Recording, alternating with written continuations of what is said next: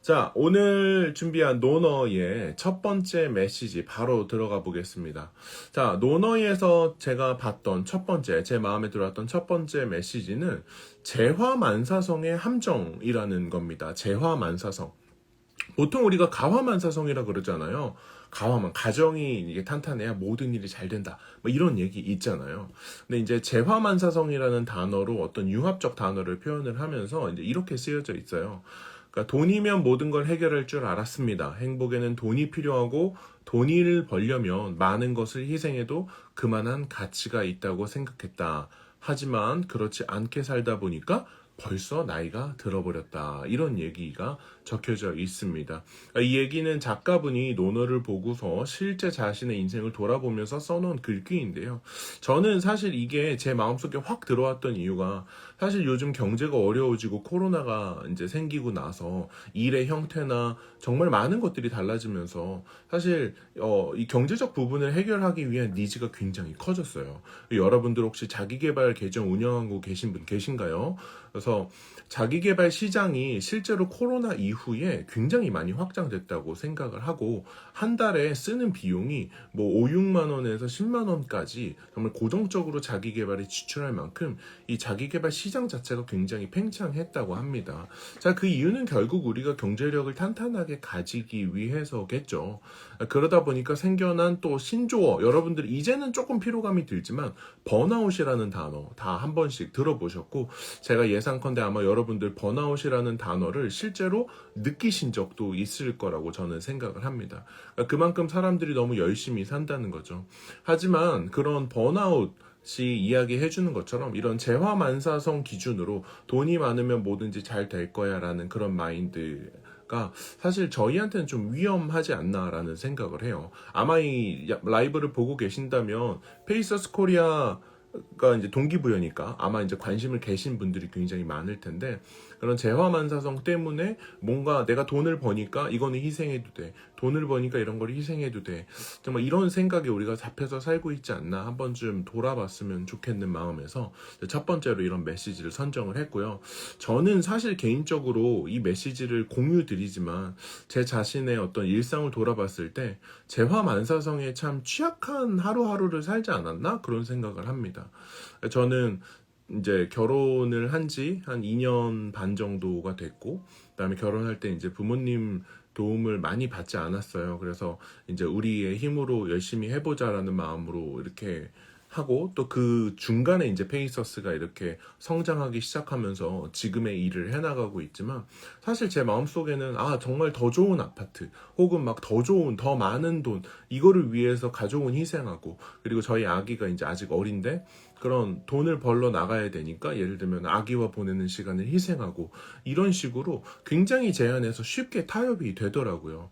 뭐 저희가 잘하고 있는 부분은 절대로 아니라고 생각하지만 그러니까 매일매일 그 부분과 싸워가는 것 같습니다.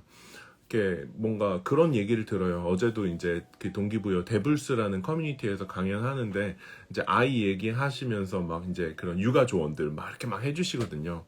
막 이렇게 해주시다 보면은 제가 가장 많이 듣는 육아 조언 중에 하나가 애들 의외로 되게 빨리 큰다 이런 얘기예요. 그래서 지금 막 아장아장 걸을 때 그때가 편한 때야 막 이런 얘기도 해주시고 그런데 정말 일하느라 거의 하루에 10시간 넘게 일하다 보면 아이가 성장하는 거를 제대로 보지 못해서 의외로 속상할 때가 되게 많은 것 같습니다. 그럴 때마다 방금 이야기 드렸던 내가 재화만사성이라는 생각을 하고 있었구나. 재화만사성이라는 생각에 완전 사로잡혀서 내가 돈이 있으면 다른 건 다 해결될 거야. 이렇게 생각하면서 살지 않았나. 그러다 보니까 요즘 점점 제 개인적인 인생의 만족도가 점점 더 올라간다기보다 뭔가 그대로 있거나 조금 다운되는 듯한 느낌이 드는 것 같아요. 그러니까 제가 항상 추구하는 인생 무조건 물론 돈도 너무 중요하죠. 돈 너무 중요합니다. 돈은 행복에 정말로 큰 영향을 미쳐요. 저도 알고 있어요. 하지만 그것만 있으면은 안 된다는 것을 또 많이 느끼게 되는 것 같습니다. 정말로 네 센텐스 셰프님 말처럼 아기가 있으면은 정말 많은 생각이 들어요. 그리고 뭔가 이전이랑 달라지는 것 같아요. 어떻게 행동하고 어떻게 살아가고 이런 게 진짜 쉽지 않습니다. 네. 재화만사성 이라는 단어가 여러분들한테 어떻게 이제 받아들여졌는지 사실 이렇게 저는 개인적으로 좀 찔리는 단어인데 네 어쨌든 그렇습니다. 자, 두 번째는 우리가 부러워하지 말아야 할 것 한 가지가 있더라라는 메시지를 전달하고 싶습니다. 자, 이게 무슨 얘기냐면 이제 이렇게 적혀져 있습니다. 제가 한번 읽어볼게요. 자, 풍요롭게 인생 후반을 사는 사람들을 우리가 부러워할 필요 전혀 없다. 하지만 열악한 환경과 조건을 극복하면서 행복한 인생 후반을 만들어가는 사람들이 있다면 그들은 존경받아 마땅할 것이다.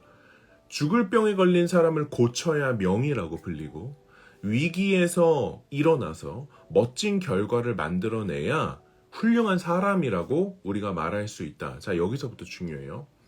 우리가 부러워하지 말아야 할 것은 부모를 잘 만난 덕에 부를 이루고 가문의 이름을 떨치는 것은 평범한 사람이라도 누구나 할 수 있는 일이다. 결국은 우리가 이 메시지는 뭐냐면 사람들이 노후 준비 잘 되고 뭐 우리가 막 부러워하는 마음 정말 많이 들잖아요. 쟤는 집이 탄탄해서, 저 집은 원래 잘 살아서, 쟤는 돈이 많아서 이런 얘기 많이 하잖아요. 저도 그런 마음이 정말 많습니다. 특히 저는 비교라는 이 두 가지 단어가 사실 어떻게 보면은 저를 동기부여하기도 하면서 또 저희의 굉장히 큰 약점이기도 해요. 저는 예전에 정말로 부러웠어요. 부모님이 잘 살고 항상 부자여서 걱정 없이 사는데 나는 맨날 뭔가를 아껴 써야만 했고, 특히 저는 20대 때 그랬어요. 20대 때 한 달에 30만 원을 가지고 살았는데 그 30만 원 안에서 교통비도 내고 밥값도 내고 커피도 먹고 막 그 대학교 책도 사야 되고 막 이랬었어요. 그러다 보니까 대학교 다닐 때 집에서 도시락을 싸가지고 가서 학교에서 먹고 막 이런 경우도 정말로 많았습니다. 진짜 열심히 살았어요. 아르바이트도 하고. 근데 그럴 때마다 진짜로 부러웠거든요. 이러한 부러움에서 해방된 게 사실 몇 년 되지 않습니다.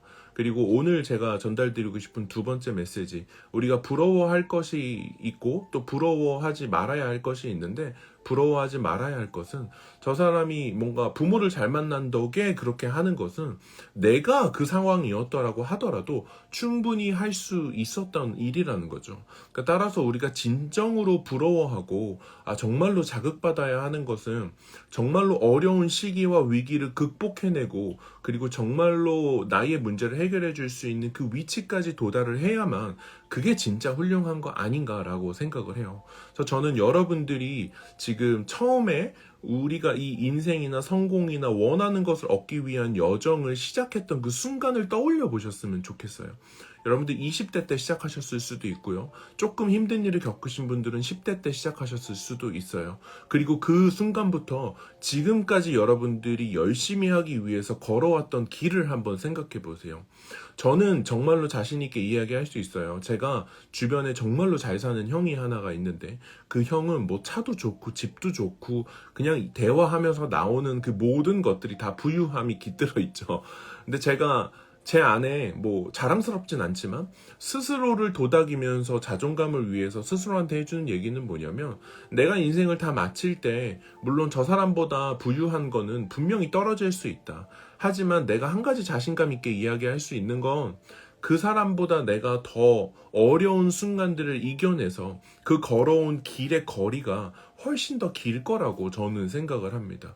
누구보다도 열심히 살았다라고 생각을 하면서 스스로를 다독일 수 있다면 저는 그것은 부러워할 게 아니라 오히려 스스로를 칭찬해야 된다고 생각을 해요. 그래서 여러분들이 이제까지 헤쳐나왔어야만 했던 그 시간들이 현재 우리가 가진 결과 중심으로 평가하면은 항상 그 비교감에 힘들어 할 거라고 저는 생각을 해요. 오히려 여러분이 걸어오셨던 그 길을 돌아보면서 스스로의 자존감을 잘 만들어 가셨으면 좋겠다는 생각을 많이 하고요. 여러분들 스스로한테 이제 집 안에, 저는 개인적으로 그렇게 생각해요.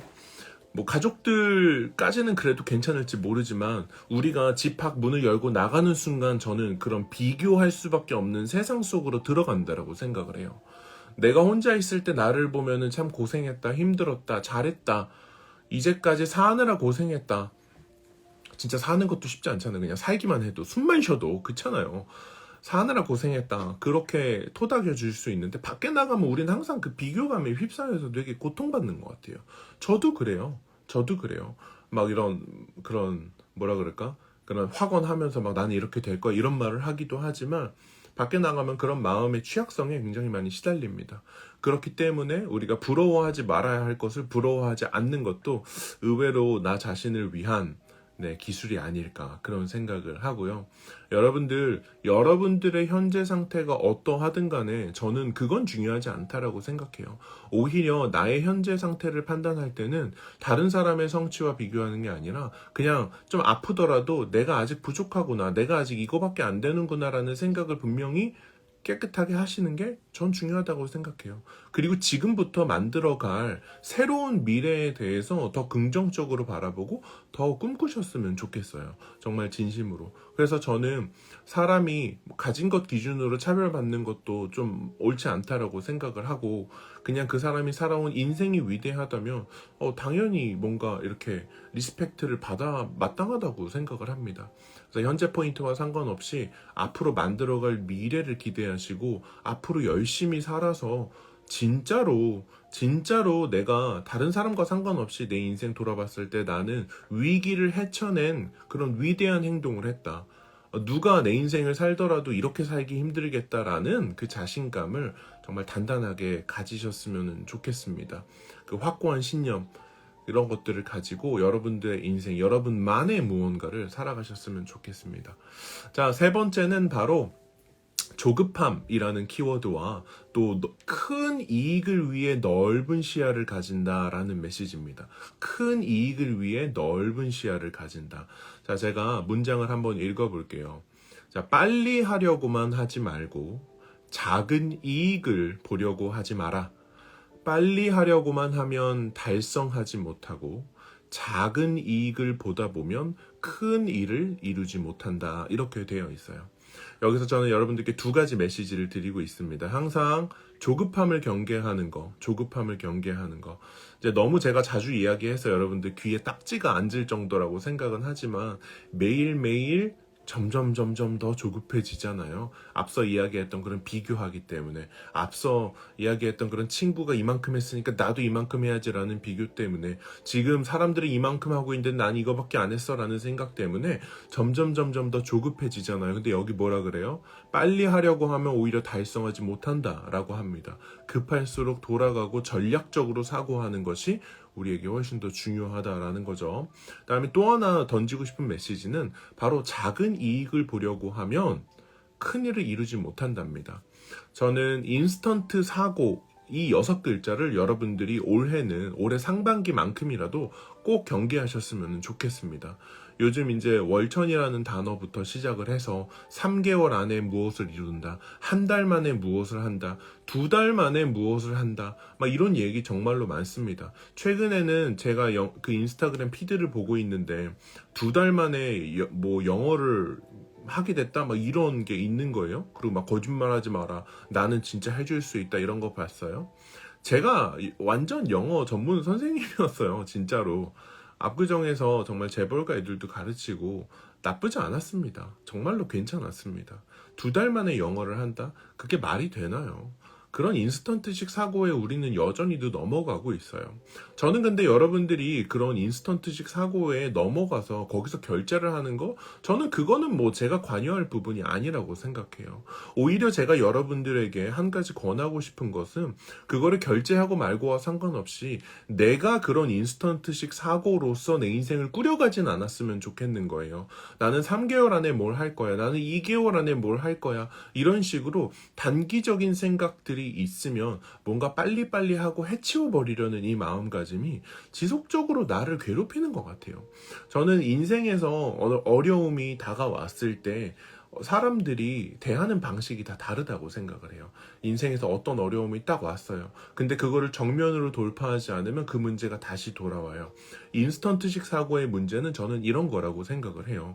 우리가 어떠한 문제가 왔을 때 꾸준하고 단단하고 뭔가 착착착착착 쌓아서 다시는 이 문제를 내가 겪지 않을 거야 라는 마음가짐으로 전공법으로 뚫어내면 그 문제가 해결이 되는데, 자꾸 짧게 1개월 만에 해야지, 2개월 만에 해야지, 3개월 만에 해야지, 이런 식으로 자꾸 쳐내다 보면 그 문제가 계속해서 다시 돌아오게 돼요. 그게 여러분들의 인생을 더 크게 갉아먹는다고 저는 생각을 합니다. 따라서 여러분들이 넓은 시야를 가지고 오래오래 여러분들의 인생에 투자하셨으면 좋겠습니다.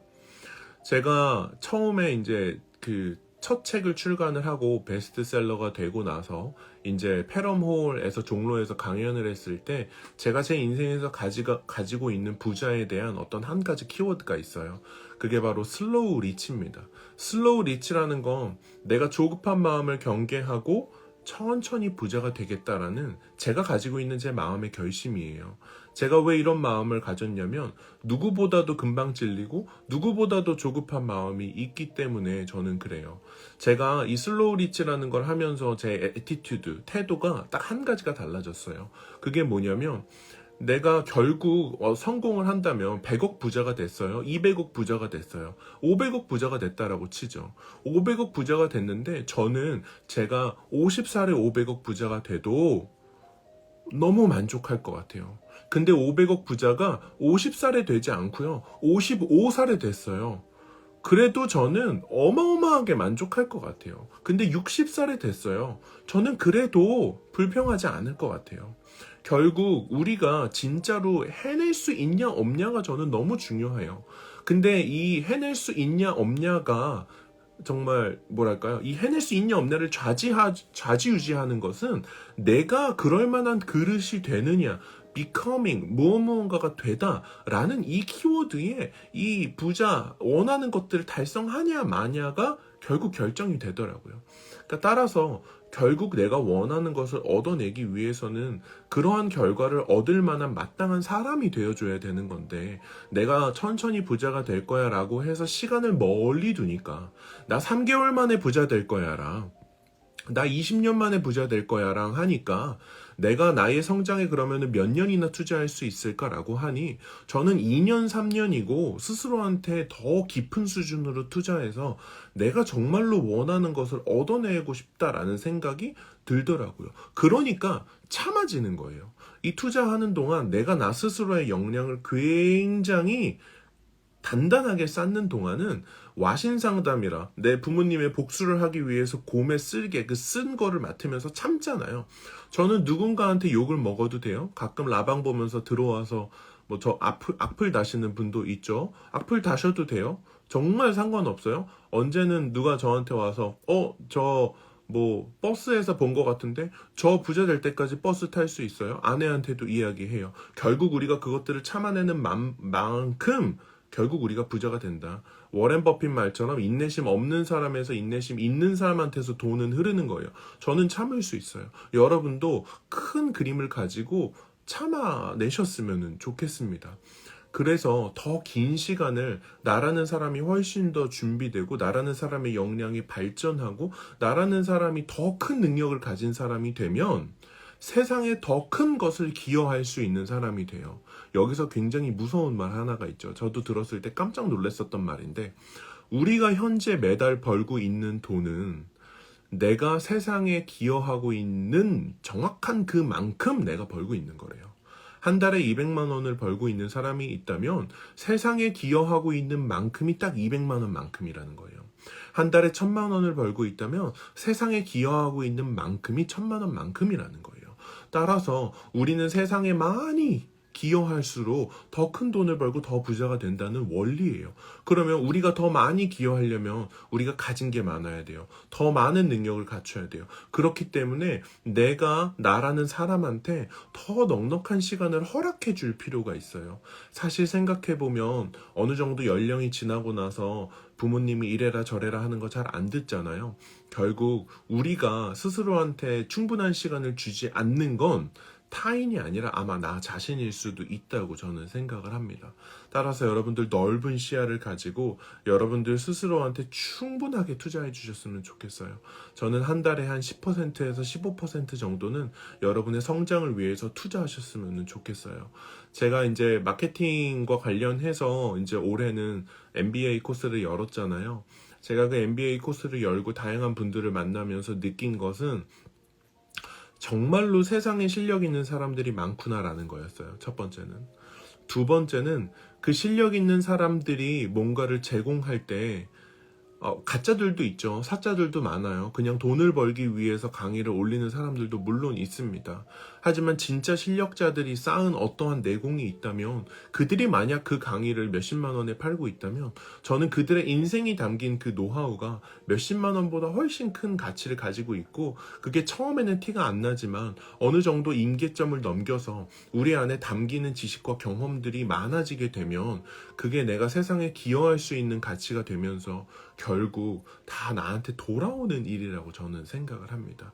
그렇기 때문에 여러분들 올 한 해 제가 페이서스 팔로워 분들께는 올 한 해가 여러분들의 인생의 터닝 포인트가 되셨으면 좋겠다. 올 한 해가 여러분들의 인생을 여기서부터 90도로 확 돌려내는 인생의 축이 되셨으면 좋겠다라고 많이 말씀드리고, 또 그 의미 자체가 여러분들이 완전한 수준으로 압도적인 수준으로 성장할 수 있는 한 해가 되었으면 좋겠다는 그런 메시지입니다. 여러분들 올해 돈을 많이 벌지 못한다 하더라도 괜찮아요. 올해 여러분들이 돈을 많이 벌 수 있는 능력과 자격을 갖추는 것이 여러분들의 미래를 바꿔낼 수 있는 올바른 투자라고 저는 정말로 확신 있게 이야기할 수 있습니다. 매일매일 동기부여뿐만이 아니라 여러분들이 실질적인 성장을 경험하실 수 있으면 좋을 것 같아요. 자, 네 번째 메시지는 바로 노너이의 마지막에 담겨져 있는 어구입니다. 노너이에서는 세 가지 삶을 살라라고 이야기를 해요. 첫 번째는 목적이 있는 삶을 살라라고 이야기를 하고요. 두 번째는 바르게 사는 삶을 살라라고 이렇게 되어 있고요. 세 번째는 함께하는 삶을 살라라고 되어 있어요. 여러분들 인생에서 어떠한 삶을 사는가는 사실은 우리가 결정한다고 저는 생각을 해요.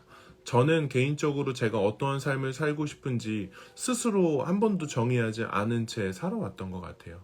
그렇다 보니까 다른 사람들이 사는 삶 혹은 타인이 정의해준 삶대로 좀 살아가고 있었던 것 같아요. 근데 어떤 순간부터 어떠한 계기부터 목적이 있고 바르게 살고 그 다음에 함께하는 삶, 이 세 가지 키워드를 제가 가지고 살기 시작하니까 그렇게 살게 되는 것 같아요. 따라서 여러분들 왜 내가 이 인생을 살아가고 있는지 사는 목적을 딱 정하셨으면 좋겠다는 거 하나. 두 번째는 여러분들 바르게 사는 것을 두려워하지 않으셨으면 좋겠어요. 특히 막 그렇게 뭔가 나쁜 표현이 아니라 정말 긍정적 의미에서 뭔가 약삭빠르고 야무지고 뭔가 자기 실속을 잘 챙기는 사람들 보면 나는 왜 저런 어떤 야무진 측면이 없지라고 생각하시는 분들도 있잖아요. 근데 저는 그것보다 훨씬 더 이 시대에 중요해지는 건 그런 약삭빠름보다는 올바르게 살 줄 아는 진정성 있는 삶이라고 저는 생각을 해요. 특히 SNS를 교육하는 사람으로서, 그리고 SNS에 대해서 정말 깊이 있는 수준으로 이해하고 있는 사람으로서 저는 매일매일 남들이 보지 않는 순간에서 진정성 있는 삶을 결국 SNS 안에서도 그렇게 살아가게 된다라고 생각을 하고, 처음에는 진정성 있는 게 잘 안 느껴지겠지 누가 알겠어 라고 하지만 사람은 영물이라 다 느낍니다. 그리고 세 번째로 함께하는 삶 같은 경우는 여러분들 혼자서 살아갈 수 없다라고 꼭 기억해 주셨으면 좋겠어요. 많은 분들이 페이서스 코리아 어떻게 시작하게 되셨어요? 라고 물어봅니다. 그냥 팔로워 0명에서 왔지 이렇게 생각을 하는데, 사실 저는 페이서스 코리아 시작한 이유가 일론 머스크가 벤자민 프랭클린이라는 미국의 지폐에 새겨져 있는 위인에 대해서 그 사람이 그 시대에 필요한 일을 했을 뿐이다 라고 표현하는 걸 보면서 깜짝 놀라고, 그 다음에 제 안에 있는 한 가지 장벽이 무너졌습니다. 그게 바로 이제까지 나는 내가 살고 싶은 삶, 혹은 내가 그냥 나 하나 잘 먹고 잘 사는 인생을 살려고 노력했구나 라는 생각을 했어요. 정말로 열심히 살았어요. 그리고 그 근간에는 제 주변보다 더 누구보다 잘 살고 싶은 마음도 있었어요. 결국은 나 하나만 생각했었는데 그 영상을 보니까 내가 세상에 기여하는 게 없는 거예요. 그리고 이 세상에서 나 하나 사라져도 티도 안 날 것 같고 내가 이 세상에 살았다는 것을 기억해 줄 사람들도 없을 거라고 생각을 했어요. 그래서 페이서스 코리아를 시작을 하게 됐었던 거고, 그러한 정신적 가치가 담겨 있기 때문에 페이서스라는 뜻은 함께 걷는 사람이라는 뜻이에요. 빨리 가지 않겠다라는 의미에서 걷겠다는 다짐이 있는 거고, 마라톤에서 호흡을 맞춰주는 페이스메이커처럼 그 페이스를 함께 맞춰가는, 함께 걷는 사람이라는 게 바로 페이서스라는 영어의 뜻입니다. 그래서 저희는 누구보다도 빨리 갈 생각을 하는 데들은 아닌 것 같아요. 뭐 댓글에서도 아까 말씀해 주셨지만 모든 게 꼭 돈으로 귀결될 필요는 없죠. 제 인생이 그렇지도 않아요. 하지만 어느 정도의 규모의 경제력을 갖추고 또 그 이후에 우리가 갖춰야 하는 만족감을 위한 뭐 가족이나 관계나 또 나 자신에 대한 자존감이나 어떤 나의 어떤 그런 인생, 내 인생 마저도 하나하나 챙겨가야 된다고 저는 생각을 합니다. 그래서 페이서스는 사실 잘 될지 몰랐어요. 왜냐면 그때 제가 시작할 때만 해도 다 부자 다 돈 월 몇천 버는 사람 이런 거였어요. 저도 그렇게 해야 되나라는 갈등이 많았고, 하지만 페이서스의 궁극적인 본질은 함께 걷는 거였거든요. 그래서 저는 여러분들도 이러한 마인드가 조금 공감이 되신다면 속도감을 낮추고 오히려 주변 풍경을 보시고 멀리 보시면서 큰 그림과 전략적 사고를 하시는 어떤 올 한 해가 되셨으면 좋겠습니다. 그래서 목적 있는 삶, 바르게 사는 삶, 그 다음에 함께 하는 삶, 이렇게 세 가지를 꼭 기억해 주셨으면 좋겠습니다. 자, 그리고 지금이 가장 좋은 때이다 라는 게 다음 메시지입니다. 지금이 가장 좋은 때이다. 이거 되게 별 내용 아닌데 저는 힐링 받았는데요. 제가 한번 읽어볼게요.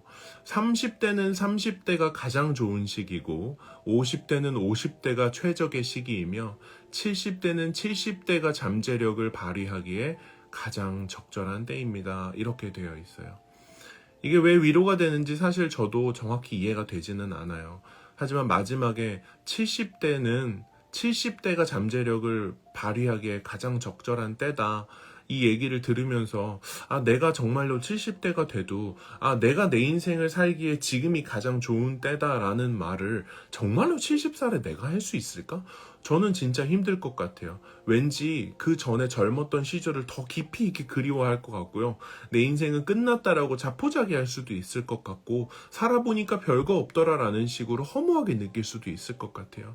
하지만 내 인생을 살기에 지금이 가장 완벽하고 최적의 시기라는 그 말이 의외로 너무 위로가 되더라고요. 지금부터 우리가 뭔가를 만들어 갈 때 지금 내가 무언가를 도전하기에 지금이 가장 최적의 시기예요. 지금 내가 건강이 약해졌나요? 건강을 회복하기에 지금이 가장 좋은 시기예요. 새로운 사업을 해보고 싶으세요? 지금이 가장 좋은 시기고, 퍼스널 브랜딩으로 SNS에 도전해보고 싶으세요? 지금이 가장 여러분들에게 최고의 시기라고 저는 생각을 합니다. 이 라방을 보는 분들은 나이대가 진짜 다양하죠. 사실 저는 이러한 측면에서는 나이와 아무 상관없는 것 같아요. 그냥 우리 모두는 지금 이 순간을 살아내는 인간으로서 지금이 가장 적합한 때라는 것을 인지하고 지금 이 순간을 가장 값지고 알차게 살아내기만 하면 그냥 우리는 다 같은 인간으로서 동일선상에 서 있는 거 아닐까라는 생각을 저는 합니다. 절대로 3살짜리가 하는 어려움이 6살짜리의 절반이 아니고 20살의 고민의 양이 40살의 절반이 아니듯이 각각의 시기마다 각각의 나이에 걸맞는 짐을 가지고 우리 모두는 다 힘들게 살아가고 있는 것 같아요. 그래서 지금 여러분들이 무언가를 생각하고 계신다면 그것을 하기에 가장 적합하고 완벽한 때라고 생각하시고, 그리고 올 한 해를 정말 변화의 시기로 삼으셔야 된다고 저는 강하게 권하고 싶습니다. 자, 마지막 메시지입니다. 자, 이 얘기만 하고 이제 빠르게 종료를 할게요. 자, 마지막 메시지는 간디를 존경하는 한 아이를 키우는 엄마의 이야기입니다.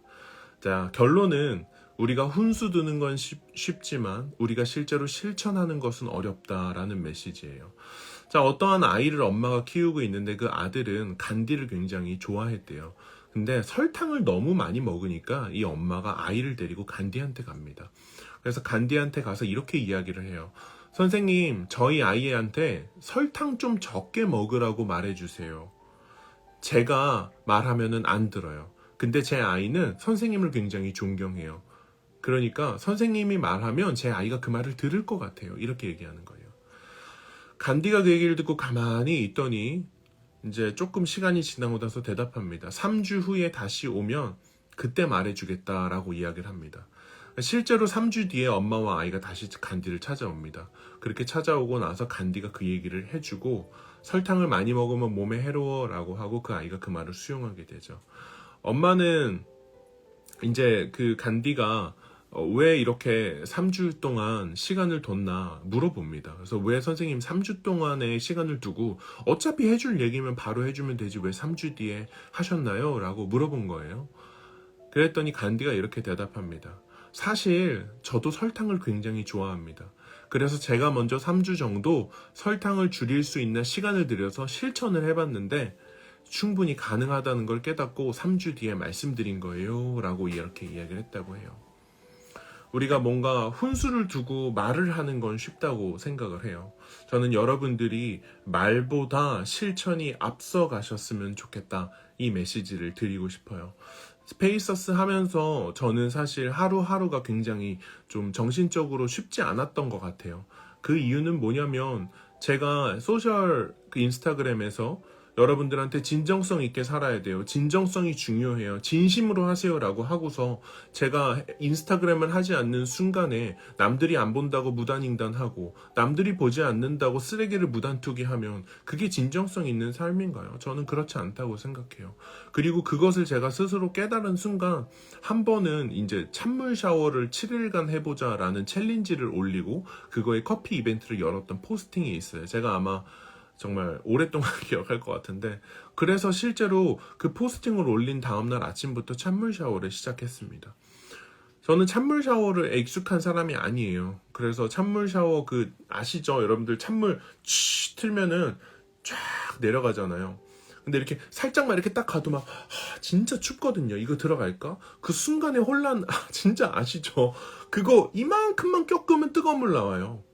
진짜 요만큼만 꺾으면은 충분히 참을 만한 수준의 찬물이 나온단 말이에요. 그 순간에 그 유혹이 어마어마하더라고요. 진짜로. 그걸 보면서 제가 어쨌든 7일간 다 끝냈어요. 결론은. 7일간 하면서 그래서 그러고 나서 제가 주변 사람들 만날 때 한 일주일 정도 만나는 사람한테만 얘기했어요. 동기부여 계정하는 거 너무 힘들다. 자기개발 계정하는 거 너무 힘들다. 내가 저렇게 말하는 거에 절반만 지키고 살아도 내 인생과 성격이 달라지겠다 이런 생각 정말로 많이 했습니다. 지금은 그래도 괜찮아요. 1년 동안 천천히 커왔잖아요. 물론 다른 분들이 볼 때 1년에 10만 팔로워를 찍은 노하우는 어마어마하겠지만 요즘은 이제 저희 수강생들은 막 두세 달 만에 10만 넘게 오르신 분들도 있다 보니까 그분들에 비하면 저희는 그래도 천천히 큰 편인데 그러다 보니까 저희의 계정이 크는 속도에 맞춰서 저라는 사람도 성장하게 됐던 것 같아요. 실천을 통해서. 그래서 말이 가기 전에 실천이 먼저 가면 좋겠다라고 생각을 하고 지금 마하트마 간디가 했던 것처럼 우리가 뭔가 실천으로서 책임질 수 없는 지점이 있다면 우리가 그 사람한테 시간을 두고 그럼 제가 일주일 뒤에 한번 해보고 알려드리겠습니다 라고 하는 게 오히려 상대방한테 더 큰 신뢰를 주고 내가 내 인생의 진심으로 뭔가 대하고 있구나 라는 생각을 하게 되지 않을까라고 생각합니다.